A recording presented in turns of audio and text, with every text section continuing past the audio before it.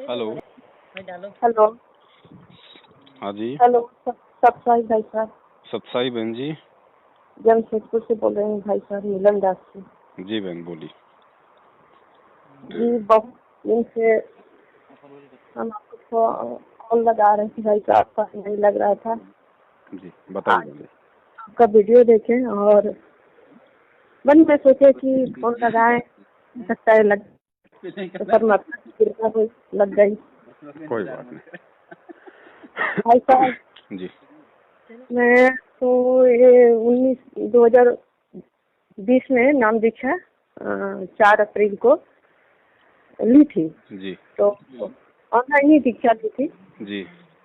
तो मैं बहुत मैंने परेशान थी कर्ज को लेकर, जैसे चीजें लेकर सफल नहीं हुई और काफी परेशान थी। तो परमात्मा का ज्ञान सुन के और दुखित होकर कहीं मन सहारा नहीं हुआ। जी। तो मैं नाम दीक्षा ली कि परमात्मा दया करेंगे, का दया करेंगे। तुम कर रहे हैं तो मेरा भी दया करेंगे। भक्ति में लगी 1-2 महीना तक लगी रही। फिर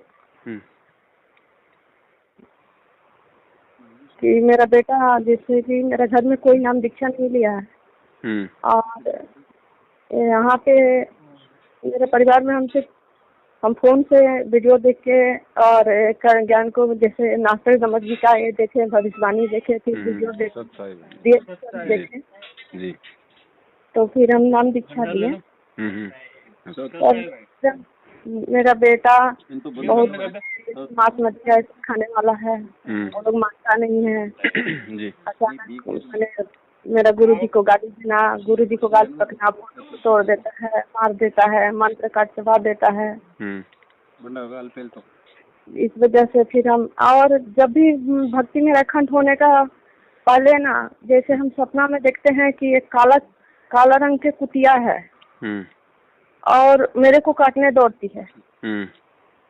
और फिर मैंने कुछ दिन के बाद ही मेरा भक्ति माने ये हो जाता है, नाम खंड हो जाता है और फिर भक्ति में मन नहीं लगता, जैसे विश्वास हट जाता है भाई साहब। फिर इस बार भी हम अपना शुद्धिकरण कराए और नाम शुद्धिकरण करा कर फिर भक्ति शुरू करना चाहे। 1 महीना किए, फिर उसी तरह हो गया, नाम खंड हो जा रहा है। फिर भक्ति में माने मन नहीं लग रहा है और वही फिर काला कुत्ता के सपना देखे, कुतिया है। और एक दिन तो जैसे सुबह 6 बजे के करीब में, 4 बज रहा था कि 6 बज रहा था उतना याद नहीं है, लेकिन आंख बंद ही है, आंख खोल रहे हैं बने। मेरा घर के सामने मस्जिद है, आजान दे रहा था, तो खोल रहे हैं, बंद कर रहे हैं और सामने जैसे यमराज खड़ा है। तो हमको जैसे सपना, हम बोले कि सपना नहीं था। हम बार बार आँख खोल रहे हैं, फिर बंद कर रहे हैं, आँख खोल रहे हैं, बंद। तो सामने यमराज खड़ा था। तो फिर हम परमात्मा का मैंने दंडवत प्रणाम करके हम अपना एक किए। अंदर से मन में डर भी लगा और इधर भक्ति करते थे, फिर इधर फिर नाम खंड हो गया। ऐसा क्या हो रहा है ऐसा क्यों मेरे साथ हो रहा है? नहीं, आप जैसे कह रही हैं कि मेरा बार बार नामखंड हो रहा है, तो नामखंड आपका होता किस कारण से? आप गलती क्या करती हैं उसके बाद? अब देखिए, कल अभी 1 सप्ताह पहले जो भी चाचा एक्सपायर हुए थे, तो चाचा एक्सपायर हुए तो उनका हम डेड बॉडी में गए, तो लेकिन लोक लाज लेके हम गए, लेकिन चाचा का माने डेड बॉडी चल गया था। तो चल गया था तो हमको तो इतना पता है कि गुरुजी बताते हैं कि माने वहाँ पे अगर लोक लाज में बस में अगर ये चल भी गए तो वहाँ का माने पानी नहीं पीना है, वहाँ का अन्न नहीं खाना है। तो हम तो नहीं, कोई पानी भी पूछा तो हम नहीं लिए। और फिर 10 करम का दिन, अपने चाचा थे, 10 करम का दिन भी गए, तो उस दिन हम कुछ खाए पिए नहीं, लेकिन गए। और 13 के दिन भी गए, तो मेरा हस्बैंड, मेरा बेटी, मेरा बेटा, सब कोई मैंने खाया, लेकिन हम नहीं खाए। हम बोले नहीं, हम गुरुजी के शरण में हैं, हम नहीं खाएंगे, हमको मना है। लेकिन जब से आए हैं तब से मेरा चक्कर दे रहा है, सिर चक्कर दे रहा है और ठीक नहीं लग रहा है, भक्ति में भी मन नहीं लग रहा है मेरे को। नहीं तो भाई आपका इसमें नामखंड कहाँ से हो गया? फिर जैसे हमको ये तो लग रहा आपका मन का भय है, आपको लगने से नहीं होगा बहन जी। ये आपके लगने से नहीं चलता इस भक्ति मार्ग में। ये जो भी बातें हैं ना, ये आपके सत्संगों की कमजोरी को दर्शा रही हैं। क्योंकि हो सकता है कि आपने नाम दीक्षा लेने से पहले या तो गुरु जी के इतने सत्संग नहीं सुने, या नाम दीक्षा लेने के बाद आप जी इतने सत्संग नहीं सुन पा रही हैं। ज्ञान के अभाव के चलते मन में इस तरह की शंकाएं होती हैं उत्पन्न। जी भाई साहब, तो यही सत्संग गुरु जी का हम सुनते रहते हैं, जो यूट्यूब में सुनते रहते हैं। जब भी समय माने रात में भी नींद खुलता है ना, तो सत्संग हम अपना चालू कर देते हैं और सुनते सुनते फिर नींद लग जाता है। वो कोई बात नहीं, चाहे सारी रात सत्संग चलते रहो, नींद आ जाए कोई दिक्कत नहीं है, ठीक है। लेकिन हम सत्संग के बिना नहीं रह पाते, अभी भी माने सत्संग के बिना हम नहीं रह पाते हैं। अच्छी बात है, अच्छी बात है। लेकिन बहन जी, सत्संग भी हमने इस कान से सुन के इस कान से निकालने नहीं है। सत्संगों पे जब तक हम चिंतन मनन नहीं करेंगे कि गुरुजी बताना क्या चाह रहे हैं, गुरुजी हमसे चाहते क्या है, हमें गुरुजी कैसा बनाना चाहते हैं, तब तक बात नहीं बनेगी ना। छोड़ दिए थे ना भाई साहब, जो 20 में हम 2020 में 4 अप्रैल को नाम दीक्षा लिए थे और 3-4 महीना करने के बाद में भक्ति छोड़ दिए थे। तो उसमें भी हम जैसे गुरुजी को देखते थे, जैसे सतलोक वाला एक तो फोटो नहीं दिखता, वीडियो में देखते हैं कि पूरा गार्डन जैसा है और गुरुजी व्हाइट कलर का जो अपना पहने हैं कुर्ता पैजामा और चल रहे हैं, उसी तरह से चल रहे हैं। अभी नाम शुद्धिकरण कराने के बाद में एक रात में देखें सपना में कि कबीर साहब का हल्का हल्का कबीर परमात्मा का फोटो ऐसे दिख रहा है। फिर उनका फोटो के बाद में धीरे धीरे फिर गुरु जी परमात्मा के फोटो के बाद में फिर गुरु जी का फोटो दिख रहा है। ऐसा ऐसा सपना भी देखे। उसका बाद में देखे काल का फोटो क्या इसका सपना में यमराज का फोटो देखे। सपना नहीं था, वो तो हकीकत था। एक दिन रात में ही सोए थे, गर्मी का समय था, पिछले साल का बात है, और हम सत्संग सुनते सुनते मैंने आंख लग गया और छोटी छोरानी बगल में पूरा नींद में सोई हुई, वो नाम दीक्षा नहीं ली है। अचानक पहाड़ जैसा पूरा काला सा आया, हाँ, और सपना में ही थे और पूरा पहाड़ जैसा था, काला जैसा, पकड़ हमको दबोचना चाह रहा था। और तब तक हम सपना में ही बोल रहे हैं गुरुदेव की जय, गुरुदेव की जय। उस समय हमको उतना ज्ञान नहीं था, गुरुदेव की जय, गुरुदेव की जय। और तब मेरा नींद खुल गया तो पूरा पसीना से लथपथ है, लेकिन कहीं कुछ फिर नजर नहीं आया। वो तो हमको लगा कि हाँ जैसे काल का दूत है, चाहे भक्ति छुड़वाना चाहता है। तो लेकिन काला कुटिया का सपना हम क्यों देख रहे हैं बार बार, 3-4 बार हम देख लिए। तो जब भी आप एक बात बताओ बहन जी, काली कुतिया का सपना अगर आपको बार बार आ रहा है तो इसमें घबराने की जरूरत क्या है? कुतिया आपको ना खा रही, ना आपको काट रही, ना आपको कोई नुकसान पहुंचा रही, तो उसमें दिक्कत क्या है? काटने दौड़ती है, मेरे को काटने दौड़ती है, जैसे कुत्ता कैसे कुत्ता काटने दौड़ता है उस तरह से काटने दौड़ती है, लेकिन मेल नहीं है। ठीक है, आपको सपने में वो परेशान करती है, आपको काटने को दौड़ती है, ठीक है। गुरुजी ने ये सारी बातें भी बहन जी हमारे को बता रखी है। एक सत्संग में गुरुजी ने जिक्र किया था, ठीक है, कि जैसे हम कई बार क्या होता है कि जैसे पीछे से हमारे कोई हिंसक पशु हमारे पीछे पड़ रहा है, हम दौड़ रहे हैं लेकिन हमारे पैर नहीं उठ पा रहे, वो हमारे पीछे दौड़ रहा है।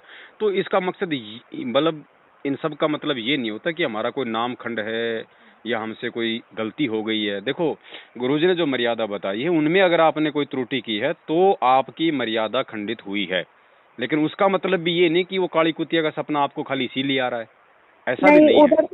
उधर तो मेरा नाम खंडित हो भी गया था, लेकिन जब से इस बार जो नाम शुद्धिकरण कराए तो अब इस बार हम कोई गलती नहीं किया। नहीं, आप एक बात बताओ, मुझे एक बात बताओ, आपने अपने वो उसका चाचा का या वो किसका आपने वो जिक्र किया कि वो ऐसा उसका डेथ हुआ, मैंने कुछ नहीं किया, ना खाया, मुझे शंका हो गया, मैंने नाम शुद्ध करा लिया।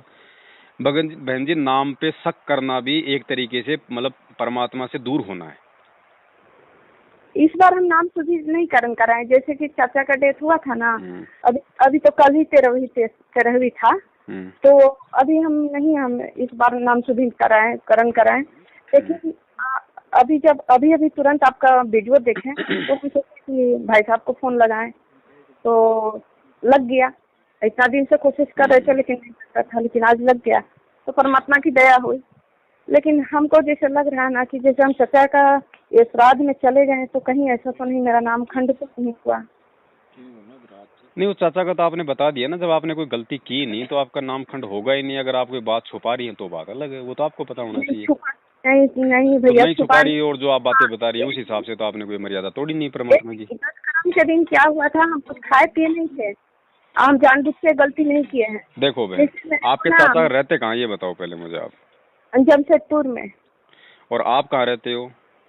हम सोनारी में रहते हैं। अच्छा, आप जब चाचा ने शरीर छोड़ा उस समय भी आप वहाँ पे गई जी? उसके बाद में जब उसका प्रोग्राम था उसमें भी आप गई? जी, 10 करम में जिस दिन गए थे ना भाई साहब, हाँ।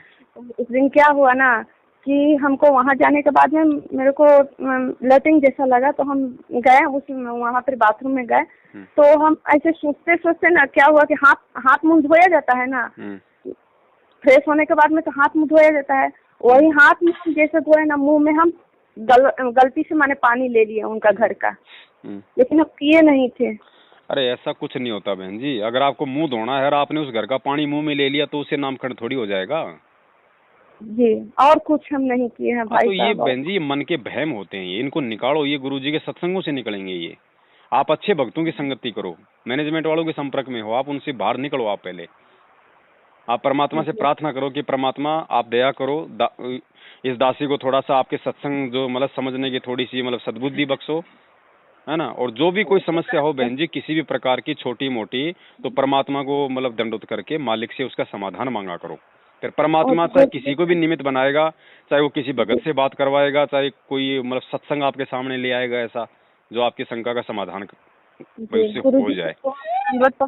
और बाकी आप इन लोगों का साथ छोड़ो बहन। सबसे पहले अगर आपको मर्यादा में रहना है, आपको अगर परमेश्वर का, आपको अगर ये प्रेम चाहिए, अगर ये भक्ति चाहिए, तो सबसे पहले सतलोक आश्रम मैनेजमेंट हरियाणा, जो भी आपका कोऑर्डिनेटर, जहाँ से भी आपने नाम लिया है, 1 रुपया नहीं दान दिए हैं। हाँ भाई साहब, 1 रुपया हम दान नहीं दिए हैं, झूठ नहीं बोलेंगे। हाँ, और देखो जो मर्यादा का जो हनन है ना, वो गुरुजी ने सत्संगों में ये बताया है कि जिस दिन जो 13वीं का जो प्रोग्राम होता है उनका, उस दिन हमने जाना भी नहीं है वहाँ पे। अगर आपके घर में कोई है जब, तो आप जाओगे कहाँ?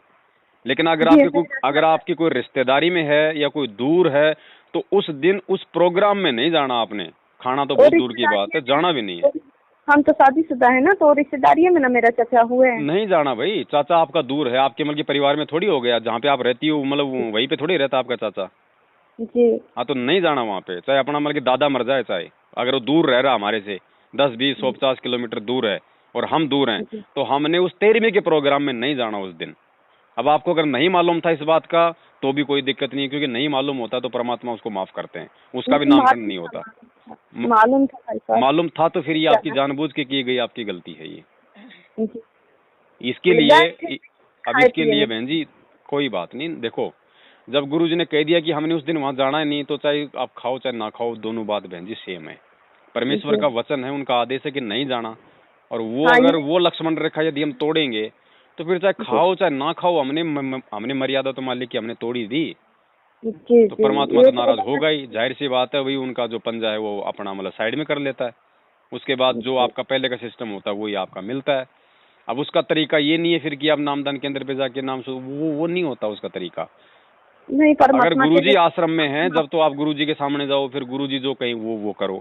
आज अगर गुरुजी नहीं है तो उसका दूसरा तरीका यही है कि आप अपनी गलती के लिए हृदय से, आत्मा से अपने घर पे दंडवत करके, जहां भी, क्योंकि मालिक आत्मा की सुनता बहन, से आप पहाड़ पे जाके बैठ जाओ, वो ये नहीं देखता कि ये कहाँ है। और ना परमात्मा कोई ऐसा कोई जानवर है, कोई पशु है जिसको किसी ने बांध के नामदान केंद्र पे रखा है। वो सर्वत्र है। आत्मा से पुकार करोगी, हृदय से पुकारोगी, और अपने आपने जो गलती की है, अगर वास्तव में आपको अगर उसका पश्चाताप होगा तो ही परमात्मा आपको क्षमा करेगा। और आगे से ना करने की परमेश्वर से प्रतिज्ञा करो। उसके बाद फिर जैसे भक्ति कर रही हो वैसे आप जी अपनी भक्ति करती रहो, तो परमात्मा फिर दया कर देता है। और बाकी ये जो छोटी छोटी जो शंकाएं होती है ना बहन जी, देखो ये सपने हमें भी आते थे, कोई बड़ी बात थोड़ी है। नाम लेने के बाद हमें भी ये सपने आते थे इस तरह के, जो जैसे भाई कोई ऐसा उसने मेरे को दबा लिया। ये हमारे साथ भी बहन जी होता था, ये होता है सबके साथ है। जो आगे नाम लेगा उसके साथ भी होगा, क्योंकि परमात्मा अपने जो भगत होता है ना उसको धीरे धीरे चोट मार मार के इस तरह की उसको मिलकर तैयार करता है परमात्मा। जैसे गुरुजी ने सत्संग में बताया कि भैया अगर आप ऊपर जाओगे, जब शरीर छूटेगा, यम के दूत आएंगे, आप क्या करोगे?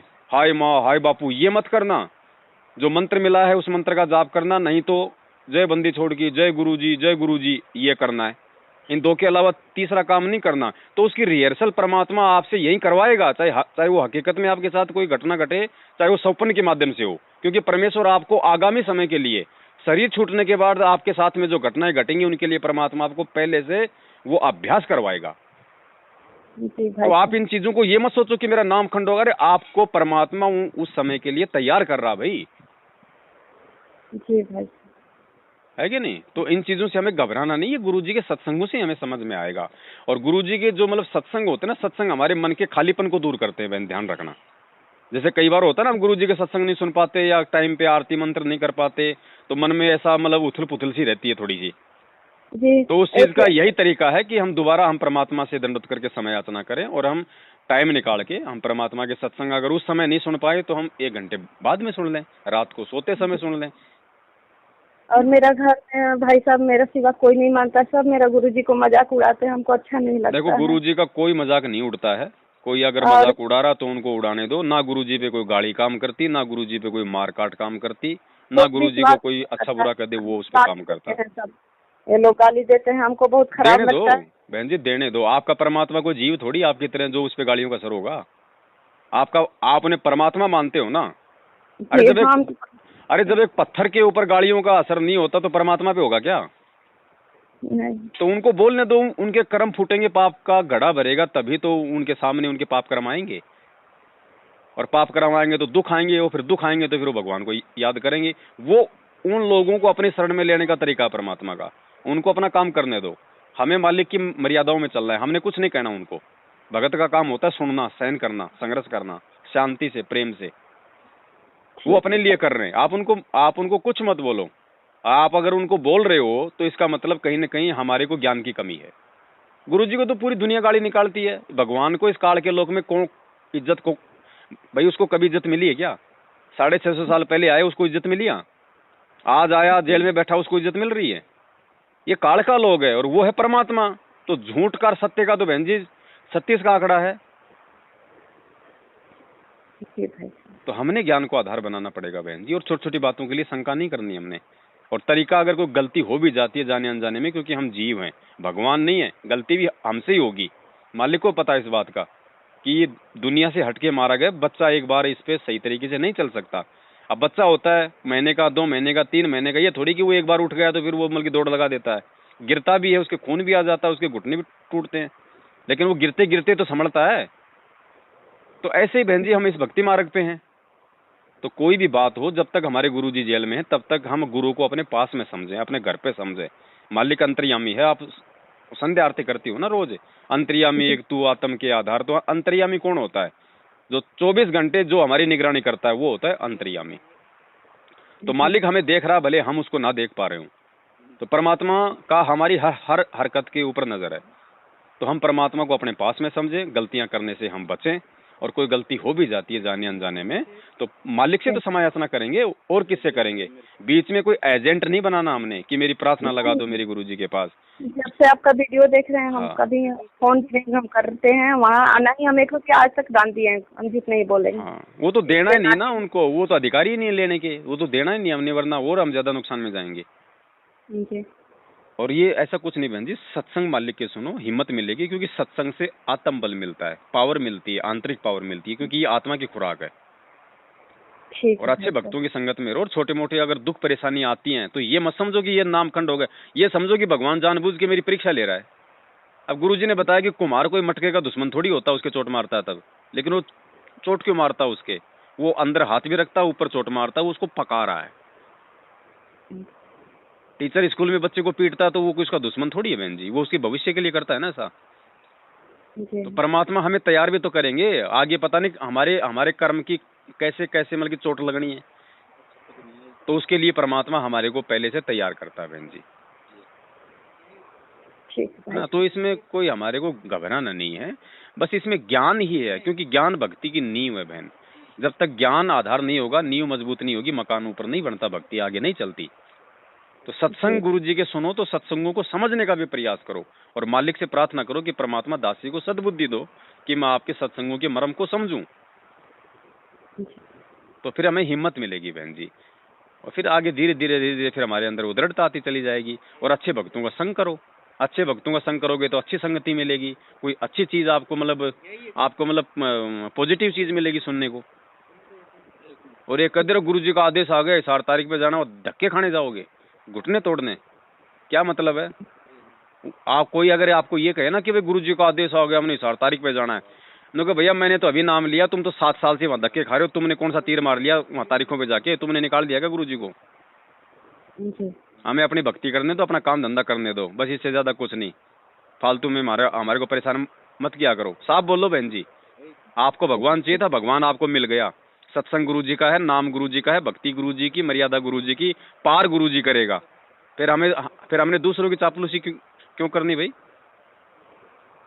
कहीं बताया गुरु जी ने किसी सत्संग में कि भैया मेरे भाई को आधार बनाओ, मेरे बेटों को आधार बनाओ, मैनेजमेंट को आधार बनाओ? नहीं। तो फिर हमें जरूरत क्या है?